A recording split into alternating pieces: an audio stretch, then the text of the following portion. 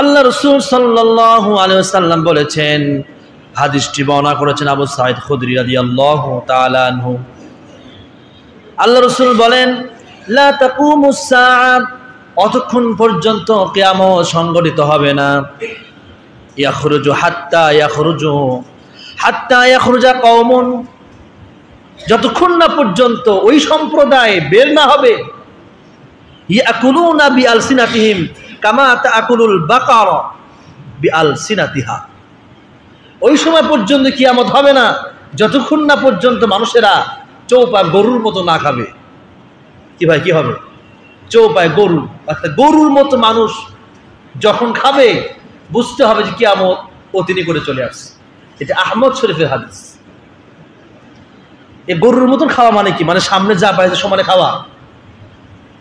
গরু যেমন তার সামনে যা দেওয়া হয় সে খাতে পারুক বা না পারুক, কমপক্ষে শুকে, ঠিক না? কিয়ামতের আগে এমন সম্প্রদায় আসবে, বিশ্বনবী বলছেন, যারা হালাল হারামের মধ্যে কোনো তারতম্য করবে না, কোনটা হালাল কোনটা হারাম এটা চিন্তার করা কোনো প্রয়োজনই তারা বোধ করবে না। সামনে যা পাবে পাইছিরি, পেট ভরলেই হলো, বুঝেন নাই? যা পাবে তাই খাবে। তাহলে যারা হালালকে হালাল মনে করছে না, হারামকে হারাম মনে করছে না, সামনে যা পাচ্ছে তাই খাচ্ছে, মূলত পক্ষে এরাই তো কিয়ামতকে আনতেছে, ঠিক না? এরপরে হযরতে আবু হুরায়রা থেকে বর্ণিত, قال النبي صلى الله عليه وسلم, আল্লাহ রাসূল সাল্লাল্লাহু আলাইহি ওয়াসাল্লাম বলেছেন, ইয়াতি আলান নাসিস জামান, এমন একটা জামানা আসবে, এমন একটা সময় আসবে, লা ইবাদিল মারউ মা খাদা মিনহু আমিনাল হালালি আম মিনাল হারাম। একই হাদিস। মানুষ যখন হারামকে যখন হালাল মনে করে খাবে আর হালালকে মনে করবে এটাই বোধহয় হারাম। এক কথা, যেটা ইসলাম সাপোর্ট করে না ওদিকে মানুষ বেশি ঝুঁকবে। শুধু তাই না, হত্যা লীলা বেড়ে যাবে। হত্যা, যাকে হত্যা করতেছে, যে হত্যা হচ্ছে সেও বুঝবে না আমাকে মারলো কেন, যে হত্যা করতেছে সেও বুঝবে না আমি তাকে মারতেছি কেন, বুঝলেন না? সেও বুঝবে। জিনা ব্যভিচার পৃথিবীর মধ্যে ছড়িয়ে যাবে, খারাপ কাজ পৃথিবীর মধ্যে ছড়িয়ে যাবে।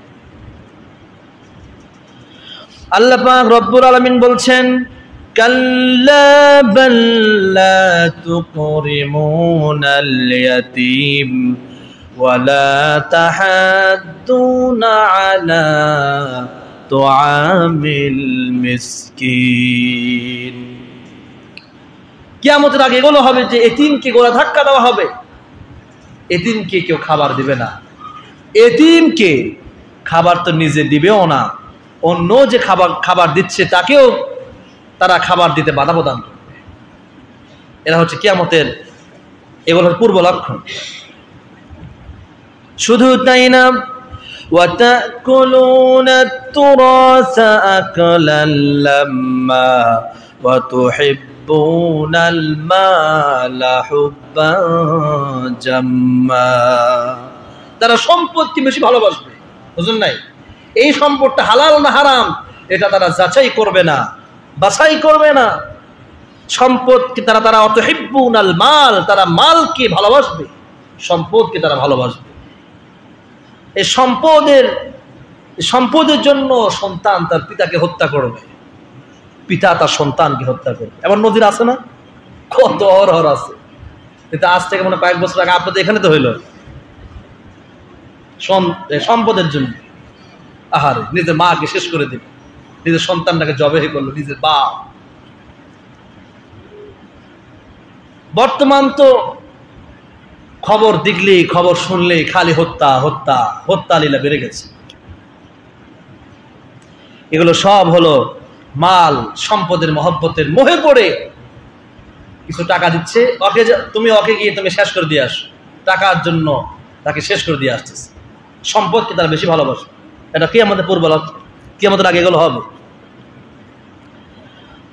আল্লাহ পাক এরপরে বলছেন, কাল্লা ইযা দুক্কাতিল আরদু দাক্কান দাক্কা। এই যে সম্পত্তির জন্য তারা যে এত কিছু করছে, কাল্লা, কখনোই না, জেনে রাখো, ইদা দুক্কাতিল আরদু দাক্কান দাক্কা, এই পৃথিবী চিরস্থায়ী নয়, এই পৃথিবী একদম ধ্বংস হয়ে যাবে। তুমি যে সম্পদের জন্য এত কিছু করছো, মানুষকে মানুষ মনে করছো না, এই জমিন, এই সম্পদ একদিন সব ধসে যাবে, সব ছিন্ন বিচ্ছিন্ন হয়ে যাবে, কোনো অস্তিত্ব সেদিন থাকবে না। অতএব বান্দা, এই সম্পদের মোহে পড়ে তুমি তোমার নিজের ঈমানকে নষ্ট করো। আল্লাহ পাক এরপরে বলছেন, ওয়াজা রাব্বুকা ওয়াল মালাকু সাফফান সাফফা। এই পৃথিবী যখন ধ্বংস করে দিবে আল্লাহ পাক, ওয়াজা রাব্বুকা ওয়াল মালাকু সাফফান সাফফা, আল্লাহর পক্ষ থেকে অসংখ্য ফেরেশতা দলে দলে আসবে। চোখের সামনে মানুষ দেখতে পাবে আসমান ফেটে ফেটে পড়ছে, চোখের সামনে মানুষ দেখতে পাবে যে পাহাড়গুলো তুলোর আঁশের মতো উঠতেছে। একটু বলেন তো কেমনটা লাগবে তখন?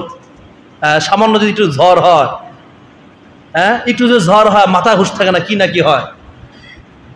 আর চোখের সামনে কিয়ামত হচ্ছে, তখন আর আজান দিয়েও লাভ হবে না। একটু ঝড় হলে যেমন কি দেন আপনি, আজান দেন না, তখন আজান দিয়ে লাভ হবে না, কারণ তখন আপনার মুখ দিয়ে আল্লাহ শব্দটা বেরিবেই না। পাপের ভার তখন বেড়ে যাবে, নেক কাজ দুনিয়া থেকে উঠে যাবে।